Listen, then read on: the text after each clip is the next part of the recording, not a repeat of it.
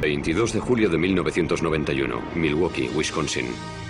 Periodistas y vecinos se agolpan ante un edificio del norte de la ciudad. A medida que se va filtrando información y se recogen pruebas, los allí presentes se dan cuenta de que han estado conviviendo con un asesino en serie. Al principio, nadie se lo podía creer, ni los agentes de policía, ni los vecinos del barrio que estaban allí. Los crímenes de Jeffrey Dahmer aterrorizaron y al mismo tiempo intrigaron al mundo entero. Enseguida se convirtió en uno de los asesinos más famosos de la historia. El hijo primogénito de Joyce y Lionel Dahmer nació en Milwaukee, Wisconsin, el 21 de mayo de 1960, poco antes de que se cumpliera su primer aniversario de boda. Lo bautizaron como Jeffrey. El día que nació Jeff fue un día muy feliz. Durante un par de meses todo era nuevo, distinto. Disfrutaba mucho y estaba feliz pensando en el futuro. Mientras su padre terminaba los estudios de química, Jeff se convirtió en un niño inteligente y cariñoso. Era un niño muy vital. Le gustaba luchar, correr y hacer gracias delante de la cámara. Le gustaba jugar y estar rodeado de otros niños. Era muy extrovertido. Jeff también era un niño tremendamente curioso. Le gustaba jugar con las cosas, tocarlas y estudiar su textura. Parecía que estaba en sintonía con su entorno. Simplemente quería saberlo todo sobre lo que le rodeaba. Pronto empezaron a fascinarle los animales. Una vez, cuando Jeff tenía 4 años, vio cómo su padre recogía los huesos de varios pequeños animales que habían muerto debajo de la casa. Los saqué y los eché en un cubo de metal para luego tirarlos todos juntos. Y al dar contra el fondo, hacían un ruido frío. Jeff cogió unos pocos y los echó también al cubo. Viéndolo así, parece que fue algo macabro, oscuro y siniestro. Pero he de admitir que no era más que curiosidad infantil. Lionel terminó los estudios tras doctorarse en química. Después la familia se trasladó a Ohio y se mudó 3 veces antes de echar raíces en una finca arbolada de más de 8.000 metros cuadrados en la localidad de Bath, a 1 hora en coche al sur de Cleveland. Entonces Lionel empezó a darse cuenta de que Jeff, que antes era tan sociable, se había convertido en un chico tímido y retraído. Parecía que no estaba a gusto con la gente. No se sentía cómodo. Para evitar que pensara en la mudanza, sus padres le regalaron un perro, Frisky, al que quería con locura. Con los conocidos, con el hijo de los vecinos y con su perro, estaba muy relajado. Pero en aquel entonces nos preocupaba que fuera tan tímido y que tuviera cierto complejo de inferioridad. El matrimonio pensó que su hijo necesitaba sentirse importante en la familia, así que le dejó elegir el nombre de su segundo hijo. Jeff le puso David. Lionel también le animaba a participar en actividades en las que se tuviera que relacionar con otros niños. Lo que intentábamos era aficionar a Jeff a distintas actividades, con la idea de que esa afición lo llevara a relacionarse con otras personas, a que interactuara de forma casi forzada. Los fines de semana, padre e hijo trabajaban en el huerto y criaban ovejas para competir con ellas en las ferias de una agrupación juvenil.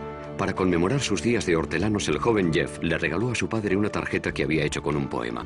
En la parte de delante hay una foto mía comiéndome una mazorca de maíz y después Jeff puso una frase. Las sidras y las calabazas jamás se podrán comparar a un padre de pelo rizado tan fenomenal. Dice, poema de Jeff, te quiero muchísimo. Cuando Jeff tenía 10 años ingresaron a su madre porque tenía ansiedad. A partir de entonces el matrimonio de sus padres empezó a desmoronarse.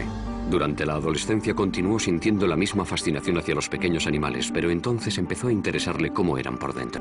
Conozco una historia de la infancia de Dahmer. Fue a pescar con algunos amiguitos de Bath, Ohio. Todos los niños pescaron algo y cuando Jeffrey vio su pez, lo dejó en el embarcadero y lo abrió en canal. Y se quedó fascinado cuando vio lo que había dentro.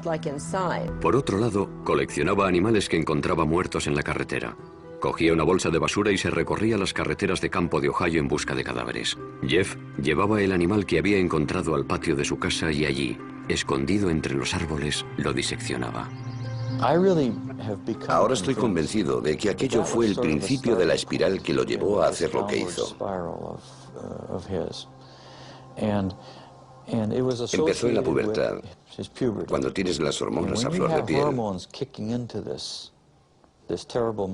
Se dedicaba a investigar cómo eran los animales por dentro, al mismo tiempo que se estaba desarrollando su sexualidad.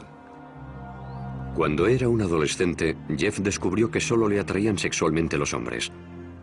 Pero las fantasías en las que tenía relaciones con ellos se mezclaban con otras en las que los asesinaba y descuartizaba. Creo que tenía 14 o 15 años cuando empecé a pensar de forma obsesiva en la violencia mezclada con el sexo.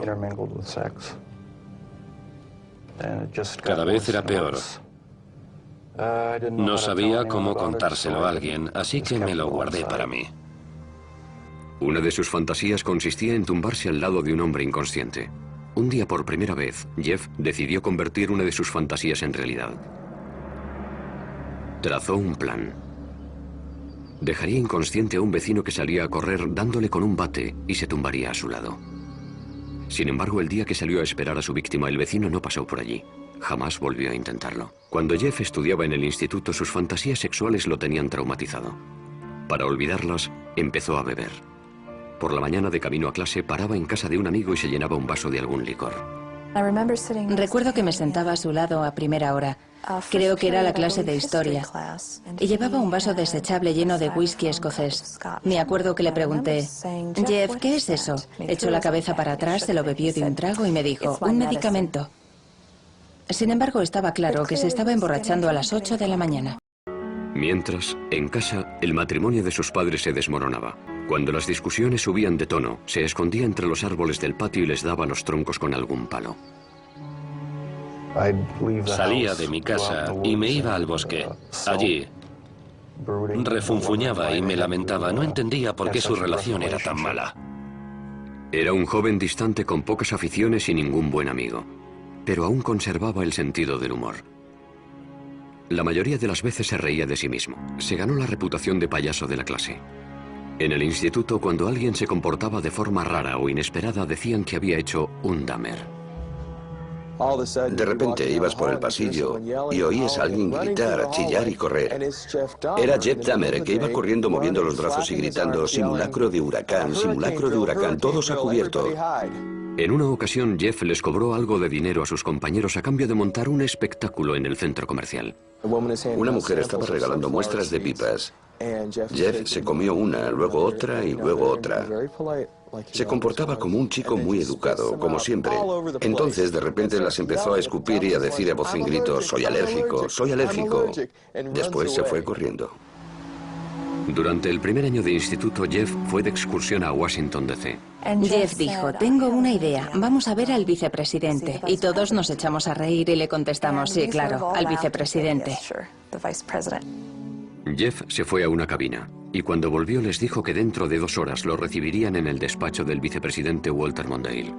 Les explicó que éramos estudiantes de un instituto de Ohio y que estábamos haciendo un reportaje para nuestro periódico. Les dijo que íbamos a estar una semana en Washington y que si podíamos hablar con alguien del despacho del vicepresidente. Dahmer tenía mucha labia y consiguió que lo invitaran a él y a sus compañeros al edificio Eisenhower para conocer a Mondale.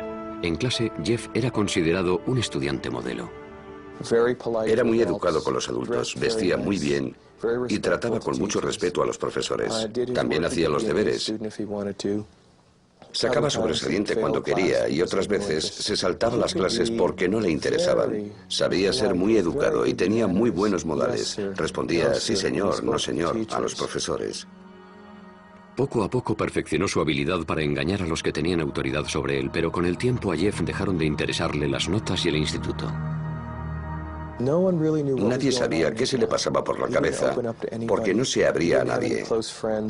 No tenía buenos amigos. Y a medida que íbamos pasando de curso, iba dejando a un lado la vida social. En ese instituto cercano a Bath, Ohio, Jeffrey se convirtió en un alcohólico y un marginado. Era objeto de burla del resto de los alumnos. Creo que no conectaba con nadie, que no tenía ningún amigo de verdad. Si no tienes ningún amigo, acabas guardándote muchas cosas y desarrollando muchas fantasías. El siguiente paso es pensar que alguna de esas fantasías puede ser real. Y Jeff ya estaba listo para dar ese paso. Justo después de terminar el instituto mató a su primera víctima. El verano de 1978 empezó para Jeffrey Dahmer con la ceremonia de graduación del instituto. A partir de ahí fue de mal en peor. Sus padres, tras años de terribles discusiones, se divorciaron. El padre de Jeffrey, Lionel, se marchó a vivir a un motel cercano a la casa familiar. Sin que Lionel lo supiera, la madre de Jeff cogió a David, su hijo menor, y se trasladó a Wisconsin. Jeffrey se quedó solo en casa intentando superar la ruptura de sus padres. A Jeff le hizo mucho daño que sus padres se divorciaran. No quería que sus compañeros de clase se enteraran, porque le daba vergüenza. Jeffrey Dahmer tenía 18 años, y como la mayoría de los adolescentes tenía fantasías sexuales. El problema era que en sus fantasías Jeffrey mataba a su amante. Estaba solo en una casa aislada, así que ahora tenía la oportunidad de llevar a cabo esas fantasías. Varias semanas después de la graduación, Jeffrey recogió a un autoestopista que se encontró en la carretera, Stephen Hicks, de 19 años. Ojalá hubiera seguido mi camino, pero no lo hice. Me di la vuelta y lo recogí. Y entonces, la pesadilla se convirtió en realidad. Jeffrey invitó a Hicks a su casa. Bebieron cerveza y pasaron un par de horas juntos. Después, Hicks le dijo que tenía que irse, pero Jeffrey no quería estar solo. No quería que se marchara, así que cogió lo que encontró más a mano, una barra de pesas, le dio en la cabeza y lo mató. Dahmer estranguló a Hicks con la barra. A continuación, con la lucidez suficiente para darse cuenta de que había cometido un asesinato, se puso a ocultar las pruebas. Descuartizó el cuerpo de Hicks con un cuchillo. Había practicado muchas veces con los animales atropellados que recogía. Metió los trozos en bolsas de basura y en mitad de la noche las cargó en el coche para llevarlas al basurero. De camino lo detuvo la policía por pisar la línea continua. Los agentes le preguntaron a Jeff qué llevaba en las bolsas y a dónde iba tan tarde. Jeff estaba atrapado. Sin embargo, había preparado una mentira. Les dijo, es basura, voy a llevarla al basurero. Y el agente no abrió las bolsas. Les dijo que había mucha tensión en su casa y que se le había ocurrido que yendo al basurero se olvidaría un poco de todo. La policía le puso una multa y le dejó marchar. Jeff volvió a casa atormentado por la culpa. Guardó los huesos de Stephen Hicks bajo la casa durante 2 semanas. Después los machacó con un mazo. Luego fue tirando los fragmentos en círculo entre las hojas y la maleza detrás de la casa. Un joven de 19 años que por lo que sabemos era un buen chico, desapareció de la faz de la tierra. En agosto, el padre de Jeffrey se pasó por la casa. Le pregunté, ¿dónde está tu madre? ¿Dónde está Dave? Y me contestó, se han ido. Yo le dije, ¿qué quieres decir con eso? Que se han marchado, se han ido. El padre de Jeff volvió a la casa y animó a su hijo a que se buscara un trabajo. Pero a él no le interesaba. Se pasaba el día bebiendo y hasta lo arrestaron por embriaguez. Lionel llevó a su hijo a las reuniones de Alcohólicos Anónimos y a un psicólogo. No le sirvió de nada. Nada podía borrar la violencia y el terror que aquel primer asesinato había grabado en su mente. Parecía que solo encontraba consuelo en el alcohol. A finales del verano, Jeff seguía en paro. Así que Lionel le sugirió una alternativa, la universidad, y apuntó a Jeff en la Universidad Estatal de Ohio. Para cualquier novato es duro adaptarse a la vida universitaria, pero si encima has matado a alguien, lo has descuartizado y has esparcido parte de sus restos por tu casa, debió de ser duro. Jeff se pasó el primer trimestre completamente borracho. Vendía su sangre a los centros de plasma para sacar dinero para cerveza. Como era de esperar, Dahmer suspendió todo y volvió a casa. Le dije, Jeff, se te están cerrando muchas puertas. Quizá puede que el ejército sea lo que necesites. Jeff aceptó la decisión como todas las demás que habían tomado por él y se alistó. Tras finalizar la instrucción básica, lo enviaron a un hospital militar de San Antonio, Texas, donde lo prepararon para ser personal médico de campaña. Allí, Dahmer aprendió mucho sobre anatomía humana. Por primera vez en su vida, le emocionaba lo que estaba haciendo. La disciplina y la instrucción le vinieron bien. Cuando llevaba 6 meses en el ejército, su cuerpo enclenque había pasado a ser enjuto y fuerte y pasó de ser tímido y retraído a ser un hombre extrovertido. Sin embargo, este cambio fue pasajero. El ejército lo destinó a Alemania, donde Jeff volvió a caer en la bebida. Sus superiores se dieron cuenta y lo licenciaron antes de tiempo. Jeff se marchó directamente a Miami Beach sin comunicárselo a su familia. Encontró trabajo en una sandwichería y se instaló en un motel. Cuando se gastaba tanto en bebida que no podía pagarse la habitación, Jeff empezó a dormir en la playa. Una noche, una rata enorme, se le subió encima y Jeff se llevó un susto tremendo.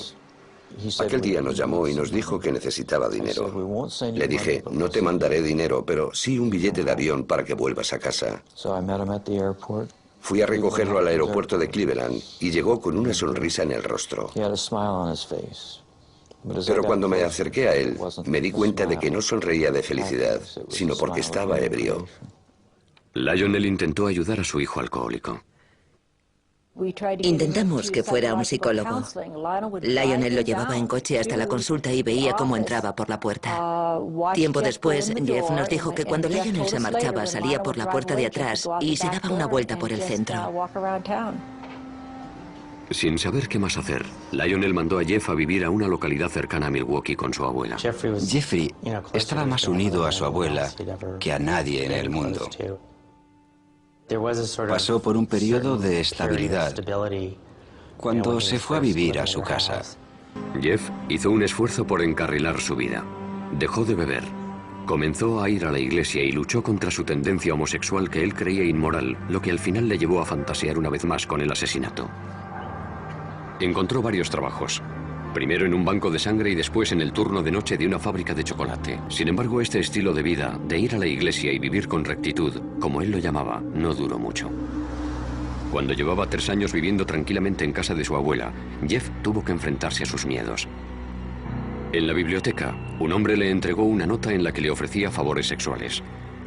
Dahmer le rechazó, pero años después dijo que aquella nota fue un punto de inflexión. Le despertó los deseos sexuales que había reprimido. Quería la compañía de otro hombre sumiso que colmara su apetito sexual, pero no le interesaban las necesidades de nadie más. Jeffrey encontró un compañero sumiso perfecto. Robó el maniquí de una tienda. Lo tenía guardado en el armario y lo sacaba para masturbarse encima de él. En ese momento, Dahmer ya barajaba la idea de tener una pareja a la que pudiera controlar totalmente. Su abuela lo encontró y le insistió para que lo tirara. Las noches que libraba, Jeff se dedicaba a conocer el ambiente gay de Milwaukee. Curioseaba en los sex shops e iba a las saunas. Las saunas eran perfectas para aquellos hombres que buscaban relaciones sexuales anónimas. Para que sus parejas fueran sumisas, Jeffrey les echaba somníferos en la bebida. Lo único que le estimulaba y le excitaba de verdad era que su pareja no tuviera voluntad. Cuando se quedaban inconscientes, se tumbaba a su lado y escuchaba los sonidos que emitía su cuerpo. Los latidos del corazón, el estómago. Sin embargo, aquellas experiencias se terminaron de repente cuando un hombre sufrió una sobredosis y estuvo una semana ingresado. Le pidieron a Jeff que no volviera por allí. Pronto descubrió los bares y discotecas de ambiente de Milwaukee que se convirtieron en el coto de caza favorito del asesino. A los 20 y tantos años, Jeff estaba afincado en Milwaukee. Vivía en casa de su abuela y era asiduo de los locales de ambiente de la ciudad. Nadie sospechaba que este joven solitario y guapo con cara de niño iba a convertirse en un asesino en serie. Dahmer encajaba en cualquier grupo. Nadie podía decir, debe de ser un loco, ni tiene que ser un asesino. Por eso tenía tanto éxito. No era un tipo repulsivo. Y menos aún en los clubs de ambiente de Milwaukee. Era considerado un tío bueno en la comunidad gay. La gente lo encontraba atractivo. Muchas personas nos dijeron que era la clase de chico al que quieres cuidar y mimar. Sin embargo, Dahmer tenía un gusto muy concreto para los hombres. Los elegía por su cuerpo. Le gustaban los hombres altos, musculosos y delgados. No le importaba que fueran negros, blancos, amarillos, indios o mulatos. Si le parecían atractivos, intentaba ligárselos. En noviembre de 1987, Dahmer conoció a Steve Tuomi, un joven de 25 años en un club del centro llamado 219. Después de tomar unas copas se fueron a pasar la noche al Hotel Ambassador, que estaba muy cerca. Dahmer usó un viejo truco para que Tuomi entrara en ese estado de sumisión que tanto anhelaba. Le eché unos cuantos somníferos en la bebida para dejarlo inconsciente. Solo quería pasar la noche con él. Cuando me desperté por la mañana, tenía los antebrazos llenos de cardenales y él tenía el pecho morado y le salía sangre de la boca. Estaba colgando por un lado de la cama. No recuerdo haberlo matado a golpes, pero debí de hacerlo. Dahmer no se asustó. Salió y se compró la maleta más grande que encontró. Volvió al hotel, metió el cuerpo de Tuomi en la maleta y llamó a un taxi. Bajó la enorme maleta y cuando el taxista la cogió dijo, debe de llevar usted un muerto aquí dentro. Y así era. Dahmer volvió a casa de su abuela y descuartizó a Tuomi en el sótano. A partir de entonces di rienda suelta a mi obsesión. Decidió que tras haber matado a una segunda persona, no volvería a intentar controlar sus deseos, que permitiría que controlaran sus actos por completo, que cedería ante ellos. Después de aquello dedicó su vida a complacer ese deseo sexual tan grande. Dahmer volvió a los clubs con la intención de asesinar y descuartizar a los hombres que conquistara. En la parada de autobús que hay junto al 219 conoció a James Dockstader, un joven de 14 años. Jeff le ofreció $50 por pasar la noche con él y el adolescente aceptó. No le hacía falta secuestrar a nadie ni retenerlo contra su voluntad. Jeffrey Dahmer, al igual que muchos asesinos en serie, era encantador. La pareja cogió el autobús y fue a casa de la abuela de Dahmer. Mientras ella dormía, tuvieron relaciones sexuales orales. Después, Jeff drogó y estranguló a su acompañante. Afirmaba que de ninguna de las maneras pretendía hacer daño a nadie, por raro que parezca. Estrangulaba a todas sus víctimas porque le parecía la forma más humana de matarlos. Con Dockstader, Dahmer exploró sus más oscuras fantasías. Escondió el cadáver en el sótano durante una semana y tuvo relaciones sexuales con él. La mayoría de los asesinos en serie son desviados sexuales. El caso de Dahmer es distinto, porque era un auténtico necrófilo. Quería tener relaciones con personas inconscientes o muertas. Cuando James Dockstader empezó a descomponerse, Dahmer lo descuartizó en el sótano cerca de un sumidero que había en el suelo. 2 meses después, Dahmer conoció a Richard Guerrero, de 22 años, en un bar de Milwaukee. Siguiendo la misma rutina que en ocasiones anteriores, lo drogó y lo estranguló.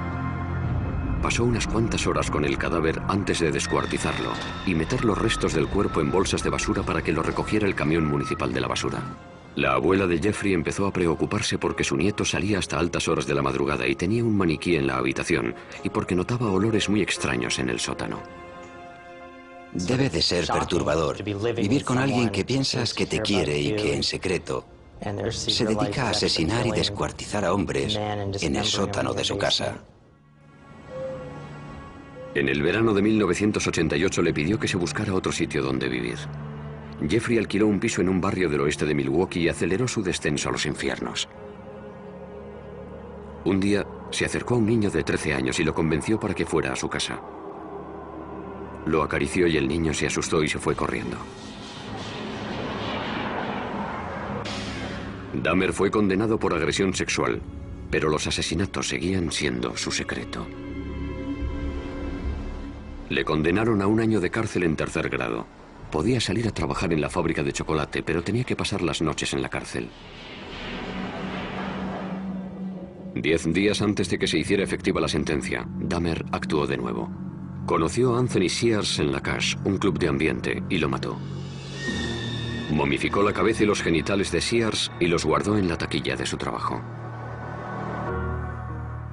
Lionel Dahmer seguía preocupado por lo mucho que bebía su hijo. Escribió al juez solicitando que lo incluyeran en un programa de rehabilitación para alcohólicos.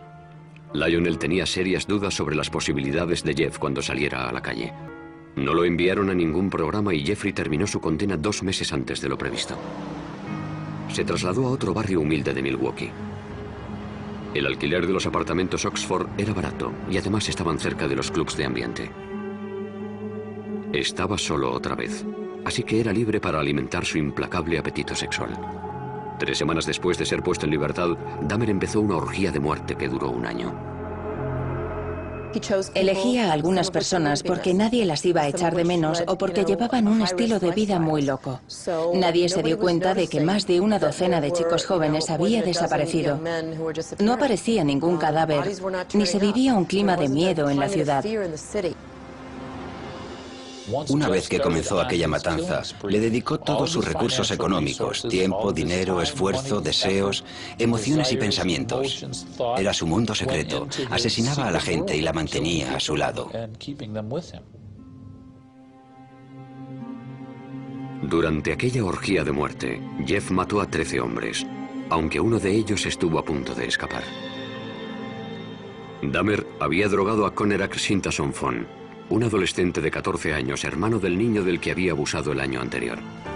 Mientras Conerak dormía, Dahmer salió a buscar más bebida, y cuando aún no había vuelto, el chico se despertó.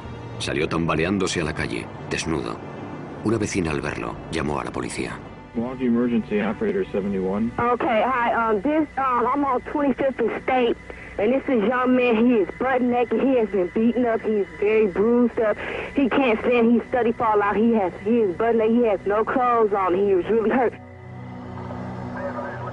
Cuando llegó la policía, Dahmer ya había vuelto de comprar cerveza, y al igual que había hecho con la policía de Bath tras su primer asesinato, urdió una astuta mentira. Nada más llegar, interviene y dice que el chico es su amante y que simplemente está borracho, que se lo lleva con él a casa. Llevó a los agentes a su casa y les enseñó las Polaroids que le había hecho al adolescente, las cuales, según él, demostraban que tenían una relación. La policía pensó que el joven de 14 años era mayor de edad y lo dejó con Dahmer. En el informe dijeron que había sido una pelea de amantes. En cuanto los agentes se marcharon, Dahmer asesinó al chico. Los cuerpos se iban amontonando en el piso de Dahmer. Se compró un bidón de 215 litros y lo llenó de un potente ácido para disolver en él las extremidades y los torsos. Después de varias semanas en el ácido, los restos humanos se convirtieron en lodo, que tiró al retrete o por el desagüe de la bañera. Por otro lado, Jeffrey separó la piel de los huesos hirviéndolos en la cocina. Un olor extraño y ácido a muerte invadió el edificio. Muchos de los inquilinos detectaron que el olor procedía de la puerta de Dahmer. Recuerdo que le dije a mi marido, no sé qué estará preparando Jeff, pero es rarísimo. Jeff nunca compraba verdura, así que me preguntaba qué estaría cocinando, porque olía a callos. Los callos tienen un olor muy particular y desagradable. A Dahmer le asustaba estar solo. No quería que sus parejas le dejaran, ni después de haber muerto. Descuartizaba a sus víctimas y les sacaba varias fotos a lo largo del proceso que luego guardaba. Además, conservaba partes de dichas personas como trofeo. Una cosa llevaba a la otra. Cada vez tenía que hacer cosas más extrañas para satisfacer mis instintos. Diseñó un santuario con huesos del esqueleto y calaveras, pero aún no había encontrado a su compañero perfecto. Un hombre totalmente sumiso que estuviera vivo y no se descompusiera. A algunas de sus víctimas, cuando aún estaban vivas, les hizo un pequeño agujero en el cráneo con un taladro y les inyectó ácido en el cerebro. Quería que siguieran con él, pero que apenas tuvieran control sobre su cuerpo y que no pudieran hablar. Según Dahmer, ninguno de estos zombies experimentales sobrevivió más de un día. Puede que en un último intento por mantener a esos hombres a su lado, empezara a comérselos. De este modo, sentía que eran una parte permanente de mí. Además, tenía curiosidad por saber cómo sería. Sentía que iban a convertirse en parte de mí. Comérmelos me producía placer sexual. A lo largo de ese año en el que cometió tantos asesinatos despiadados, Dahmer seguía comportándose con aparente normalidad. En este vídeo, que se grabó en Acción de Gracias en casa de su abuela, Dahmer habla tranquilamente con su padre. Well, you're looking good. Grandma was saying that she thought that you got quite a bit thinner, but you look fit. I don't know. Well, I've been surviving mostly on McDonald's food. It's just so much easier just to pop into the restaurant. But yeah, like I've said before, it gets too expensive, and it does. I have to start eating at home more.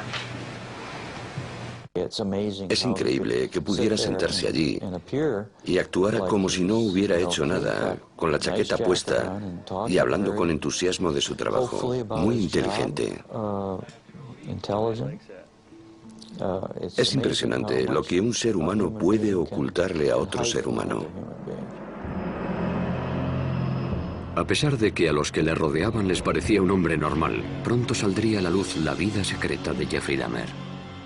En julio de 1991, la ciudad de Milwaukee descubrió entre sus vecinos a un asesino en serie, el joven de 31 años, Jeffrey Dahmer. Un hombre, Tracy Edwards, logró escapar de los horrores del piso de Dahmer y parar a una patrulla que pasaba por allí. Cuando los agentes entraron en el piso, encontraron 83 polaroids de cadáveres en distintas etapas del proceso de descuartizado. En la cocina, descubrirían cosas aún más impactantes. Cuando los agentes entraron a su casa aquella noche, encontraron la cabeza de una de las víctimas en el frigorífico. También encontraron restos de cadáveres que Jeff había guardado en un congelador. Uno de los agentes abrió el congelador y oyó un grito. Más tarde se dio cuenta de que había sido él el que había gritado. Las cámaras de televisión grababan mientras sacaban lo que quedaba de las víctimas. Un bidón de 215 litros que contenía los torsos de 3 hombres, un congelador con extremidades y carne, y ollas de metal con manos y genitales momificados. Lo que vimos aquella noche fue horrible. Nadie se podía creer que, en primer lugar, hubiera guardado todo aquello y, en segundo lugar, cómo pudo hacerlo sin que nadie se enterara. ¿Cómo era posible que nadie supiera qué estaba pasando exactamente? Esta vez, no había mentira que pudiera librar a Dahmer de la justicia. Andaba como si se sintiera derrotado. Iba con los hombros caídos y la cabeza agachada. Sudaba muchísimo y emitía una especie de débil quejido similar al llanto de un bebé. En comisaría, la policía procedió a realizar un interrogatorio maratoniano al supuesto asesino. Al principio, Dahmer culpó a la bebida y dijo que no le habrían pillado si no hubiera estado tan borracho. Estaba claro que tenía miedo. Tenía ojos de terror y la histeria se iba percibiendo en su rostro a medida que se le iban pasando los efectos del alcohol. Se dio cuenta de que había caído el telón. Lo habían cogido. Cuando Dahmer recuperó la sobriedad, empezó a dar horripilantes detalles que nadie se esperaba oír. Dijo lo siguiente: cuando le cuente lo que le voy a contar se va a hacer famoso. Le intenté explicar: mira, Jeff, nada de lo que me digas me va a asustar. Y se rió al oírme. Me contestó: no tienes ni idea de lo que he hecho. Dahmer pasó las siguientes 6 semanas contándoles a los inspectores cómo había asesinado a 17 hombres. La confesión tenía 159 páginas. Para Dahmer fue una experiencia catártica. Por fin pudo sacarse de dentro lo que llevaba escondiendo 13 años. Partiendo de la información de la confesión, los investigadores regresaron a Bath, la ciudad de Ohio donde Dahmer había pasado su infancia. Allí recogieron con un rastrillo los huesos machacados de Stephen Hicks, la primera víctima de Dahmer. El forense del condado de Milwaukee comenzó a unir las cabezas a los cuerpos. Y la policía, la penosa tarea de dar la noticia a las familias. Dahmer se declaró culpable, pero adujo locura. Lo único que tuvo que decidir el jurado fue si estaba cuerdo o no. Era evidente que la defensa iba a alegar locura. ¿Qué iban a alegar si no? ¿Defensa propia? ¿Que no sabían cómo habían llegado los cuerpos hasta su casa? En Wisconsin no se aplica la pena de muerte, así que si el jurado decidía que estaba cuerdo, pasaría el resto de su vida en la cárcel. Si decidía que estaba loco, lo encerrarían en una institución para enfermos mentales. Ni siquiera el propio Dahmer comprendía por qué disfrutaba tanto matando. Jeffrey pensaba que era tan malo que era el propio demonio. Sabía que le sucedía algo malo, aunque no sabía qué. Sin embargo, nunca se había definido como un loco. El hombre que entró en la sala de aquel juzgado de Milwaukee en enero de 1992 parecía completamente normal, hasta que el inspector Dennis Murphy leyó su confesión. He related this was a person he really liked. He indicated that he had filleted his heart and kept it in the freezer, and he also kept his bicep. He indicated that he had eaten the thigh muscle of this subject, but it was so tough he could hardly chew it. He then purchased a meat tenderizer and used it on the bicep. El padre de Dahmer, Lionel, estaba sentado en la sala al lado de su segunda esposa, Shari, sin poder dar crédito a lo que estaba oyendo. Nadie nos preparó para el golpe, ni nos advirtió de los detalles que íbamos a escuchar. ¿Cómo era posible? ¿Cómo era posible que no me hubiera enterado de nada? A pesar de lo horrendos que eran los crímenes de Dahmer, el país estaba fascinado. Fue increíble la fascinación que despertó. Recuerdo que un sábado me quedé impresionada porque allí al lado se celebraba también la feria del automóvil y había familias enteras que cogían la bolsa que les daban en la feria y hacían cola para pasar por los detectores de metal. Querían entrar a ver al asesino en serie. La naturaleza de los delitos que había cometido Dahmer parecía una prueba irrefutable de su locura. Como si no se podía explicar que un hombre tuviera relaciones sexuales con cadáveres, que los descuartizara y se los comiera, y todo para obtener placer sexual. Sin embargo, la definición legal de locura es muy estricta. Los abogados de Dahmer tenían que demostrar dos cosas: que padecía una enfermedad mental y que dicha enfermedad le impedía diferenciar el bien del mal. La necrofilia, una obsesión que te obliga a tener relaciones con cadáveres, se considera una disfunción sexual. Pero no quiere decir que el sujeto que la padece esté legalmente loco. Adujo que el impulso necrofílico era tan grande que no podía controlarlo. Pero en Estados Unidos eso no se considera un eximente, del mismo modo que no lo es el impulso pedófilo que lleva a un hombre a abusar de los niños. El jurado votó, 10 contra 2, que Jeffrey Dahmer estaba legalmente cuerdo. Algunos parientes de las víctimas de Dahmer asistían al juicio en silencio. Otros lloraban. Antes de dictar sentencia, el juez les permitió hablar ante el tribunal.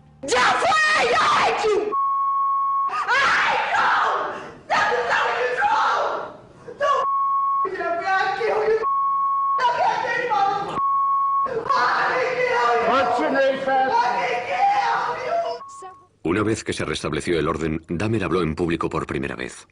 I feel so bad for what I did to those poor families, and I understand their rightful hate. I have seen their tears, and if I could give my life right now to bring their loved ones back, I would do it. I am so very sorry. Muchos dudaron de que la disculpa de Dahmer fuera sincera.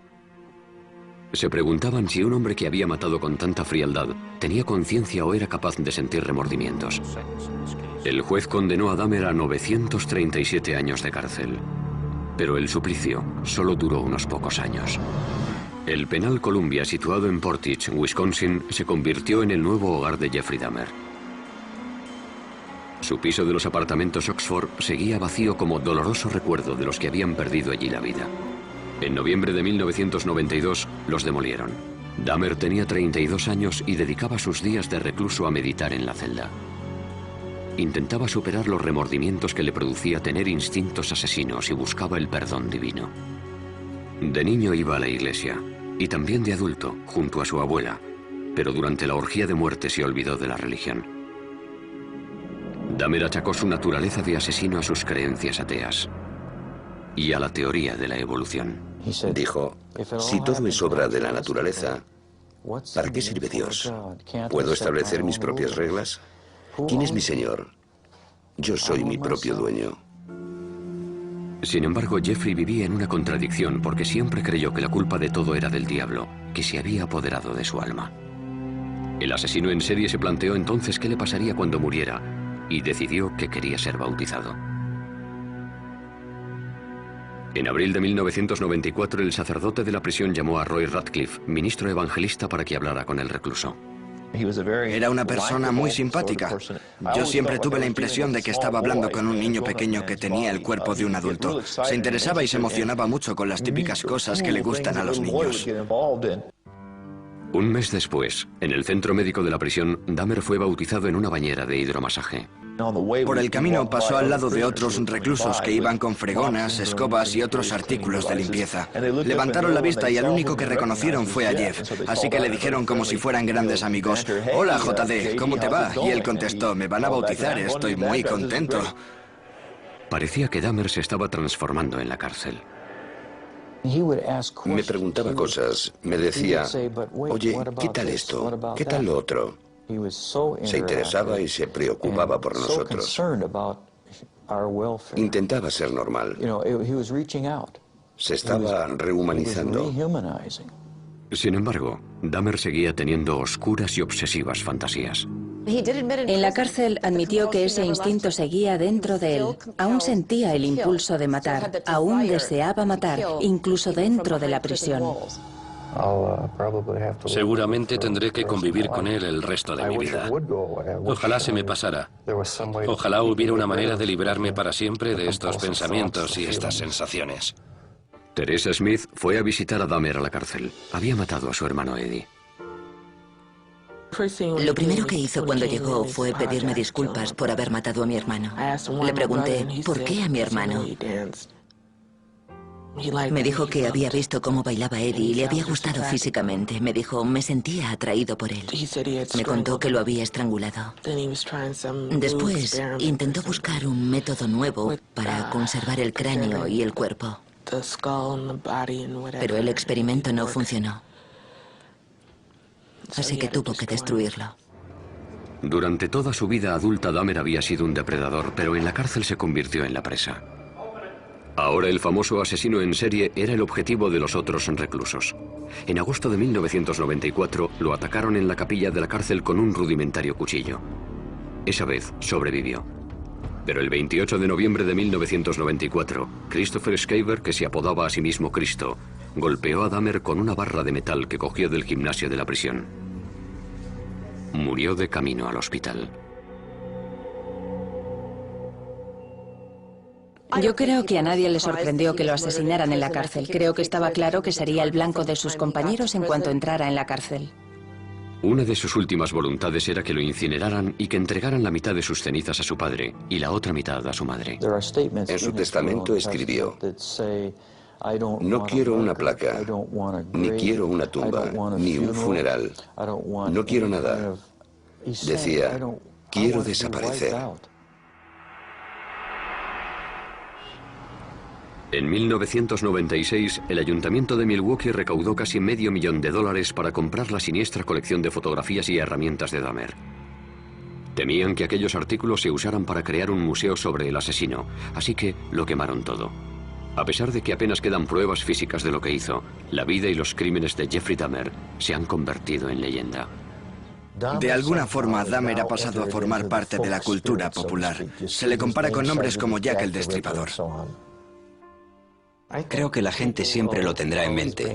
Siempre lo tendrá, por así decirlo, en el panteón de los asesinos más terroríficos. En 2002, el director David Jacobson estrenó Dahmer, el carnicero de Milwaukee, una película basada en la vida de Jeffrey. Jacobson pretendía mostrar al espectador el lado más normal del asesino. Quería mostrar su lado humano, lo que todos llevamos en nuestro interior. Quería acercarlo a todos nosotros, lo cual puede incomodarnos, pero creo que es muy interesante que el público vea la historia desde ese punto de vista. Los crímenes de Jeffrey Dahmer impactaron al mundo, pero los motivos que le llevaron a cometerlos es lo que continúa fascinándonos. Es un misterio entre los misterios. Un misterio que nunca se resolverá. Aunque siguiera vivo, no creo que fuera posible averiguar qué sentía. Solo tendríamos hipótesis. Eso es lo que le parece más inquietante a la opinión pública. Queremos saber quiénes son estas personas. Nos gustaría ser capaces de identificarlos, de reconocerlos cuando vayan por la calle, pero no sabemos quiénes son. Eso es lo que aprendimos de Jeffrey Dahmer, que nunca se sabe.